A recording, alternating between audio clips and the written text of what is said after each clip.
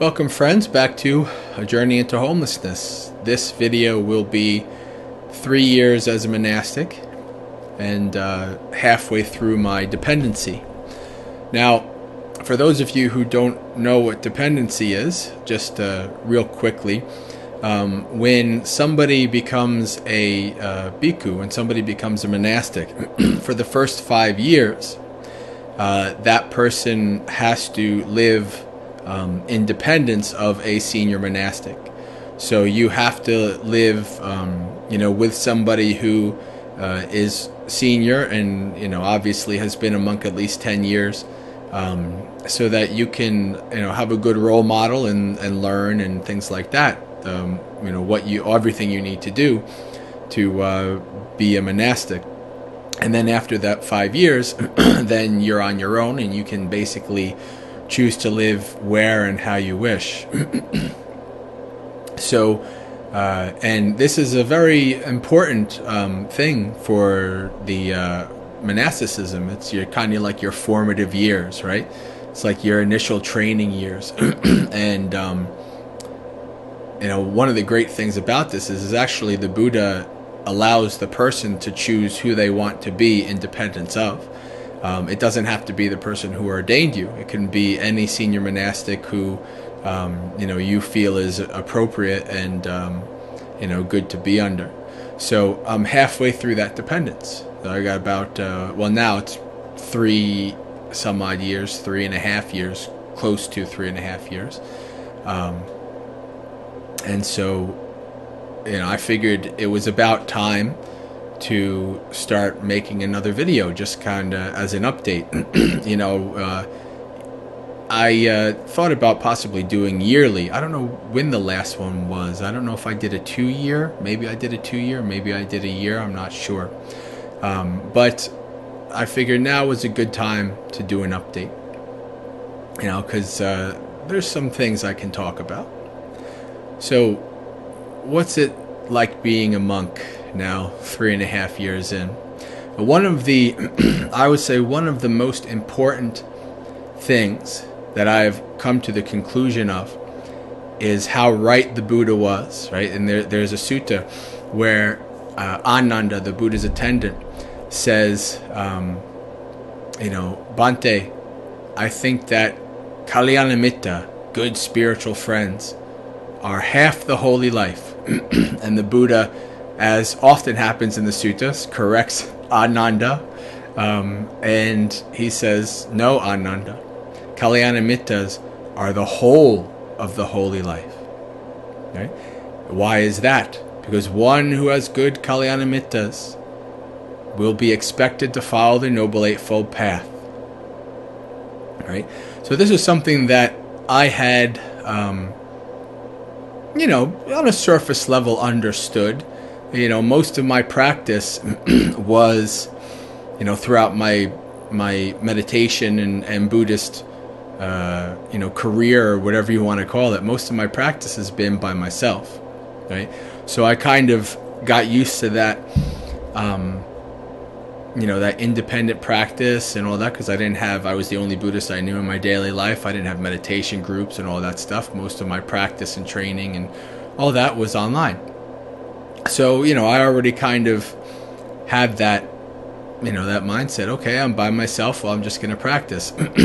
But now, as I'm a monastic, and getting on, a couple years in, I'm starting to realize how actually important it is that you actually do have good Kalyanamitas, good spiritual friends.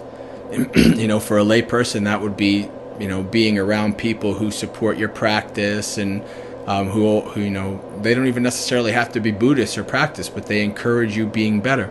And the same thing for monastics, although as a monastic, there's a lot more dimensions involved in it because, you're living a different life, and, it's a life that can be very hard, not easy, and has a lot of different dimensions that it helps to be around and to have good spiritual friends, people who live this life and have lived it for a while, right? And can kind of help you and support you. One of the things that I've really come to see in the last year and a half or so is, I've talked about it. I don't know if I've talked about it in these videos, but I've talked about it in other videos, how the practice, the deeper you get into the practice, the more ignorance you realize you have. Right? In the beginning, you don't realize how much you have. But the more insight you gain, the more you realize, oh man, this is no wonder why they say it takes lifetimes. And so one of my I would say insights of the last year and a half was actually that, I actually can't become awakened on my own. I realized that.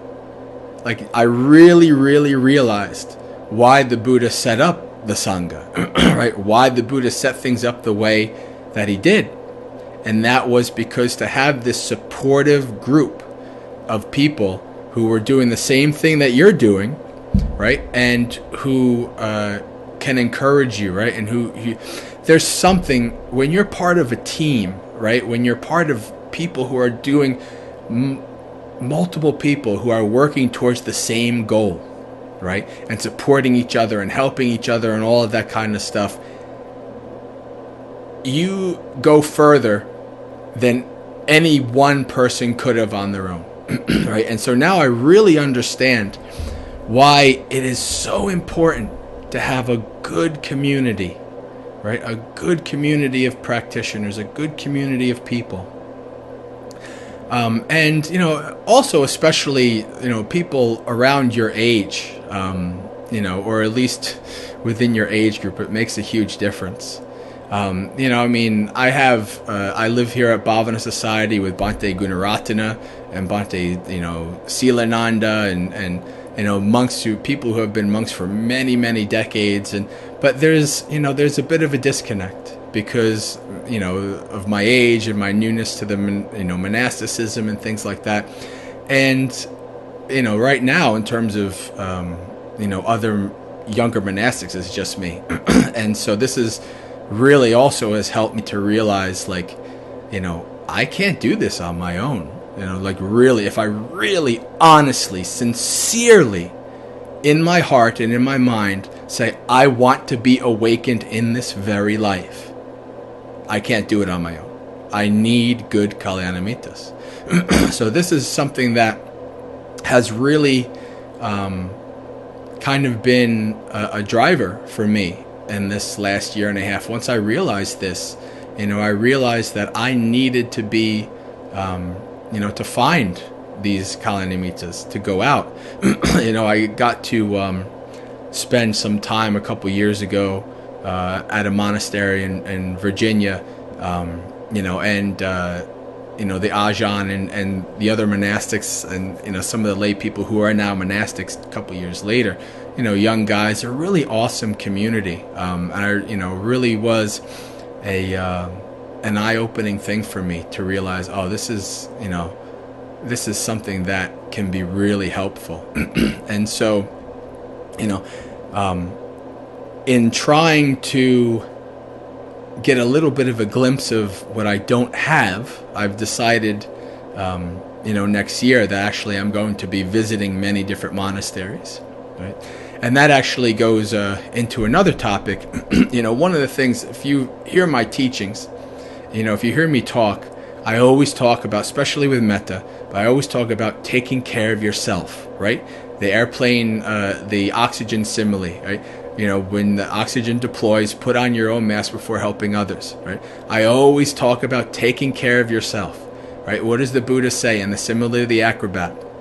When one takes care of oneself, one takes care of others. When one takes care of others, one takes care of oneself, right?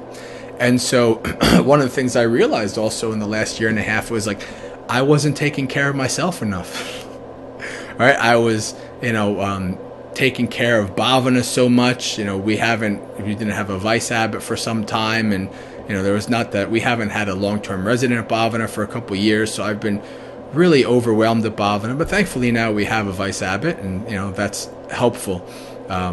So I've been so overwhelmed with bhavana, and also my travel teaching. Every year I get more invites and I go to new places and new states and all kinds of things like that. And I really realized, there's a balance. I always said that, and I might have said this in one of my earlier videos, but I always said that I kind of feel drawn between two polar opposites. There's the part of me that wants to be in a cave by myself and away from everybody, and there's the part of me that wants to share the Dhamma with Westerners and like myself who are looking for something, and other people who want to listen to the Dhamma, right? So I have always had this kind of dichotomy, and what I realized was that I was way over on the other side of helping others and not helping myself. My practice was suffering, and it has been suffering. I'm just now trying to really work back into, getting deeper into the practice. And so everything's been, in terms of my own practice, has been suffering. And I thought to myself, I kind of had this vision of me like 20 years later, and I'm still saying the same things, I'm still teaching the same way and all this stuff. And like, there's been no progression, right? And I thought to myself, I don't want to be that. My goal, I have to come back to my goal. My ultimate goal is to become awakened and to help whoever I can along the way. That's my ultimate goal, right? So I had to kind of reflect and come back to it, like, that's what I want to do, right? And so now, what do I need to do to get back to that, right? And so one of those things I realized is, I need to start working on myself. And I came up with this idea next year, right? So next year, 2020, well, now it is this year, right? It's, January 5th as I'm recording this. I'm not doing any travel teaching. I mean, I still live at Bhavana, so I have to take part in most of the retreats, and we still don't have a retinue of residents, so I still have to be here to take care of things, along with the few of us who are here and all that. But I'm not doing any travel teaching, and instead I'm going to monasteries. Right? I'm going to spend a week. I think I said 5 monasteries, 5 weeks. Right? I'm going to spend a week with Ajahn Jeff in Wat Metta. Hope to spend so I'm going to spend pretty much all of June in California. And I'm going to spend at least a week at hopefully Abhayagiri. I've already contacted all these monasteries and try to set this up. And then in November, I'm going to Australia for a month. So I hopefully want to see a couple different monasteries and spend a week at Ajahn Brahm's monastery. Not to see Ajahn Brahm. I've already seen him, multiple times. I saw him in California this year. Right? I spent a couple days with him in New York a couple years ago. So I'm not doing that. What I want to see is I want to see how his monastery runs and meet all the other monks and see how they live and all of that kind of stuff. That's what I'm doing these for. Is I want to learn. Right? I want to be the learner. When I went to that forest monastery, Forest Dhamma in Virginia, it was great because I became just a junior monastic. I had this very nice young, and I mean like he's like half my age almost, monastic, who became my trainer, right? He taught me how to lace up the bowls and do all like the wonderful discipline that the Thai forest has. And so, and I screwed up and I did all kinds of things. I dropped the bowls and all these kind of things. But you know what though? It was a wonderful learning experience for me.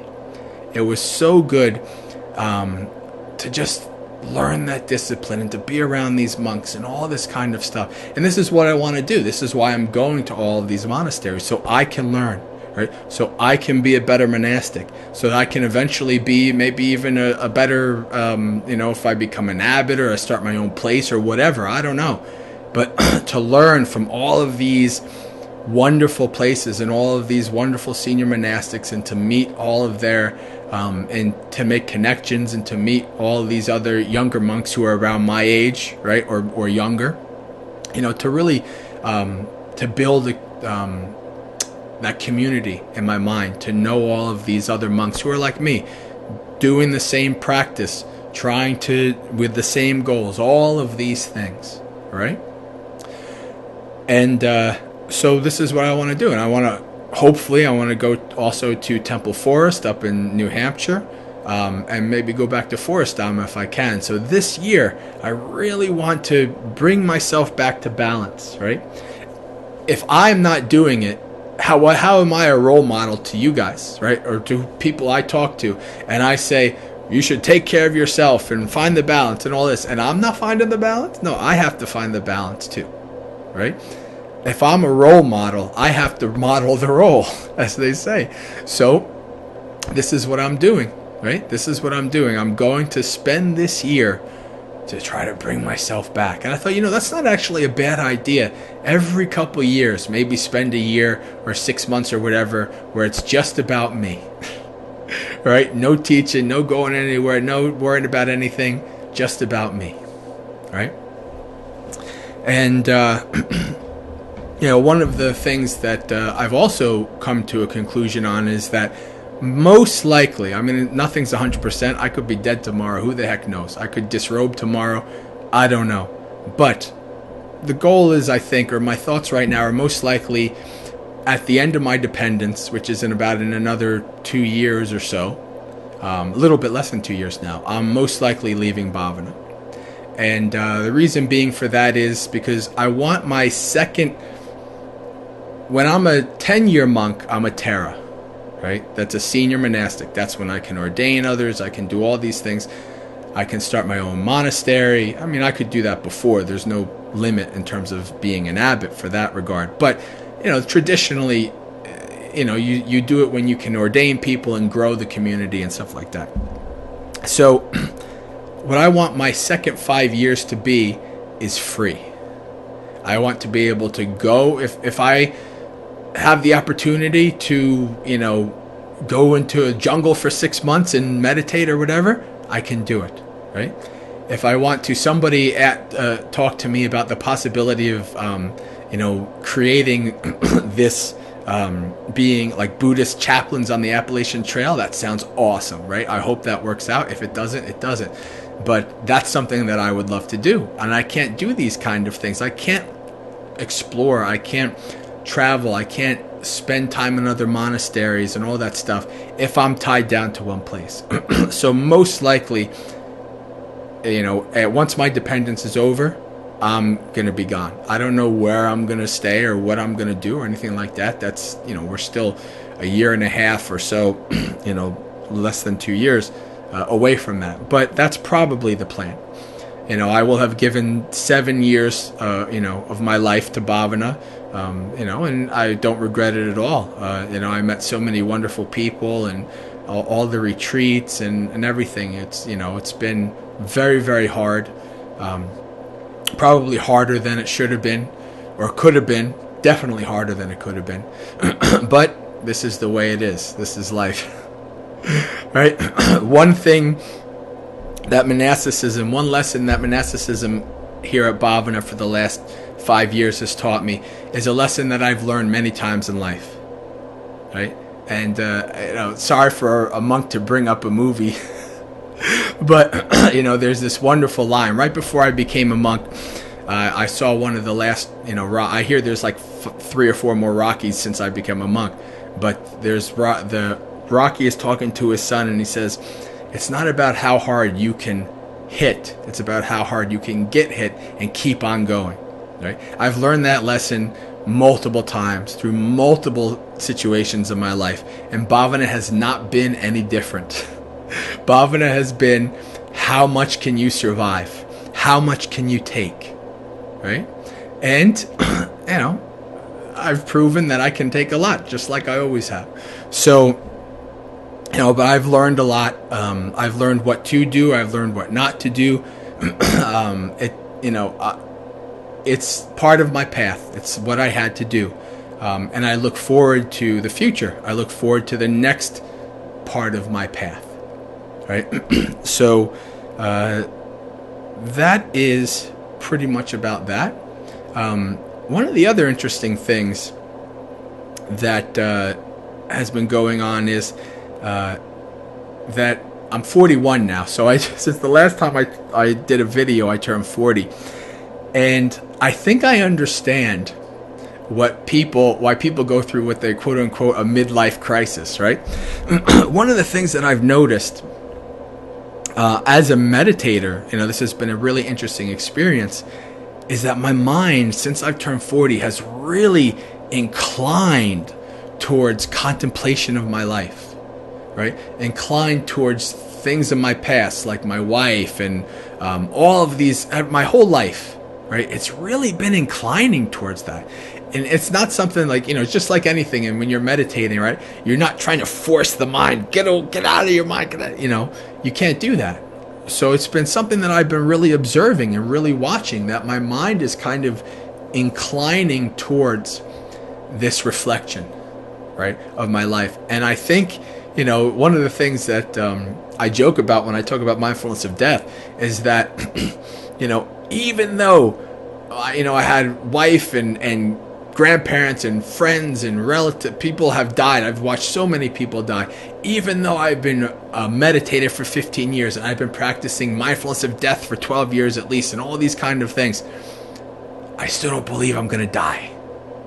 I still, my mind is still like, oh, you have at least another 40 years and yada yada. All these things, all of that delusion is still there.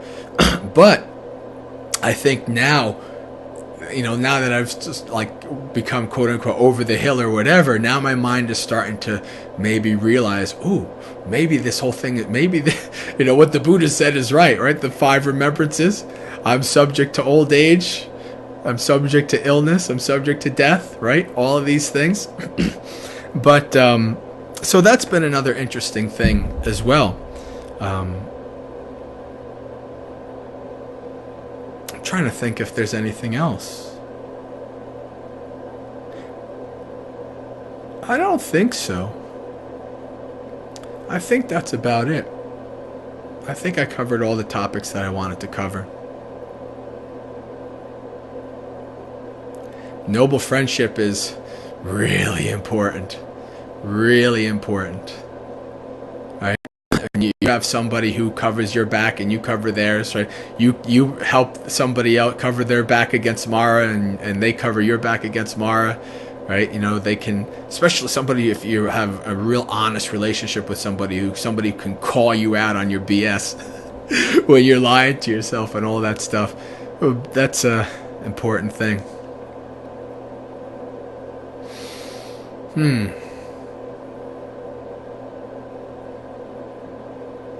Yeah, I think that's about it. I mean, like I said, I've been doing a lot of travel teaching, and it's been great. Meeting people, sharing the Dhamma with so many people and all that stuff. I went to California twice last year. October, and then, October, and then June. No, I guess twice within a year, I should say, so last year. So I've been traveling, and it's been great and all that stuff. But like I said, I've lost a little bit of my own focus, a little bit of my own goal. Become awakened. That's my goal. And I can't let anything else, get in the way of that. My goal is to become awakened. Right? And then I can help those of you, anybody who I can help along the way. And like I've always said, one of the things that I love is that Bhante Ji years ago, he said, I'm not a teacher. The Buddha, he pointed to the Buddha statue. The Buddha is the teacher. He says, I'm just the Kalyanamitta. Right? And I take that to heart. It's like, I've already had one or two people say, I want you to be my teacher and all that. Whoa! No. Like, I hope that I am never a teacher or a guru or anything like that. To me, the Buddha is the teacher. I can be a Kalyanamitta, right? I can help those. Kalyanamitta to me is like, like an army that moves forward, right? They have scouts. They have people that go ahead on the road to scout ahead to see the path, the road ahead, right? So a Kalyanamitta, a good Kalyanamitta can be somebody who has walked the path ahead of you, right? They've seen the Mara's armies, and they've seen the pitfalls, and they've seen the good and the bad, and they can offer you some advice, and they can help you, but you have to walk the road yourself. Right? I've never heard any Bhante ever say, when he introduced somebody to me, I've never heard him say, this is my student, this is my disciple. Right? I love that. There's something really important about that, like making sure that people keep their agency in their practice. And that's how I want to be as well, right? And so I can only help people that have not come as far on the path as me. If there's a layperson that comes to a retreat and they're a Sotapanna, right? I can't help them. They got to teach me, right? They have to help me. So if I kind of just get complacent and kind of just get stuck in this, I'm just going to teach and that'll be cool, and I'll teach the suttas and yada yada yada. I mean, that's okay, but the more I help myself, the more I can help others. Right? The deeper I go, the closer to awakening I go, the more I can help others. Right? So that's why it's important. The Buddha's words are, to me, almost always, I don't know, I can't say 100% because, one day that, but almost every word of the Buddha I've ever read has been 100% accurate to my experience. And so this is the truth, right? When the Buddha says, when you help yourself, you help others. When you help others, you help yourself. Right? So that's something I hold very dear to. Got to help myself, and then I can help others. So with that, that's 3 years. I guess I'll make another video probably in 2 years, or a year and 7 months, 8 months, whatever, when I'm off of dependence. So until next time, friends, Sukhi Hotu, may you be happy. And I'll keep chugging along in this monastic life that has been both brutal and insightful.